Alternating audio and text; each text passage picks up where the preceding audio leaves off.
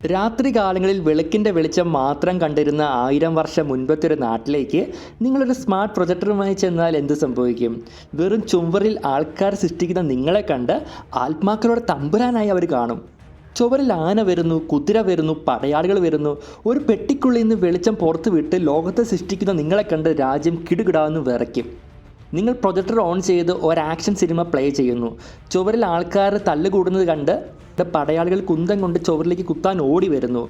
ഇവർ ചുവരിനുള്ളിൽ ഒളിച്ചിരിക്കുകയാണ്, നമുക്കിവരെ പുറത്തെടുക്കണമെന്ന് സേനാപതി വിളിച്ചു പറയുന്നു. നിങ്ങൾ പ്രൊജക്ടറിന് മുന്നിൽ കൈവെക്കുമ്പോൾ ചുവരിലെ രൂപം മറയുന്നത് കണ്ട് നിങ്ങൾ ആ ആത്മാക്കളെ കൈകൊണ്ട് പിടിച്ച് മാറ്റി എന്നവർ വിചാരിക്കും. പ്രൊജക്ടറിലെ സ്പീക്കറിൽ നിന്ന് ശബ്ദം വരുമ്പോൾ അവർ വിചാരിക്കും ചുവര് സംസാരിക്കുകയാണെന്ന്. രാജാവിൻ്റെ ഒരു പണ്ടത്തെ ചിത്രം ചുവരിൽ കാണിക്കുമ്പോൾ തൻ്റെ ആത്മാവ് പുറത്തോട്ട് വന്നു എന്ന് കരുതി രാജാവ് അവിടെ പ്രാർത്ഥിക്കാൻ തുടങ്ങും. ഇത് ആകാശത്തു നിന്നുള്ള ദൃശ്യങ്ങളാണെന്ന് പറഞ്ഞ് അവർ നിങ്ങളുടെ മുന്നിൽ നേർച്ചകൾ വെക്കാൻ തുടങ്ങും. പക്ഷേ ഇതിൽ ചെറിയൊരു പ്രശ്നമുണ്ട്. പ്രൊജക്ടറിൻ്റെ ലെൻസിലെ തിളങ്ങുന്ന വെളിച്ചം കണ്ട് നാട്ടുകാർ അത് തൊടാൻ ശ്രമിക്കുന്നു. ഇതാണ് ലോകത്തിലെ കണ്ണെന്ന് പറഞ്ഞ് പൂജാരി ആ വെളിച്ചത്തിന് മുന്നിൽ കർപ്പൂരം ഇട്ട് കത്തിക്കാൻ തുടങ്ങുന്നു.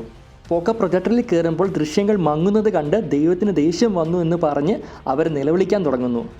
ചാർജ് തീർന്ന് പ്രൊജക്ടർ ഓഫാകുമ്പോൾ അവർ വിചാരിക്കും നിങ്ങൾ ആ ലോകത്തെ ഇരുട്ടിലാക്കിയെന്ന്. ഒടുവിൽ പ്രൊജക്ടർ ഓഫാക്കി നിങ്ങൾ ഉറങ്ങാൻ പോകുമ്പോൾ കാണുന്നത് ഗ്രാമവാസികൾ ആ പ്രൊജക്ടർ ഒരു വിഗ്രഹമായി കണ്ട് പൂജിക്കുന്നതാണ്. പ്രൊജക്ടറിലെ ആ ചെറിയ ലെൻസ് അവരൊരു മാന്ത്രിക കല്ലാണെന്ന് വിചാരിക്കുന്നു. രാവിലെ നോക്കുമ്പോൾ രാജാവ് ആ പ്രൊജക്ടറിലെ ചെറിയ ലെൻസ് എടുത്ത് തൻ്റെ കിരീടത്തിൽ വെക്കുന്നു.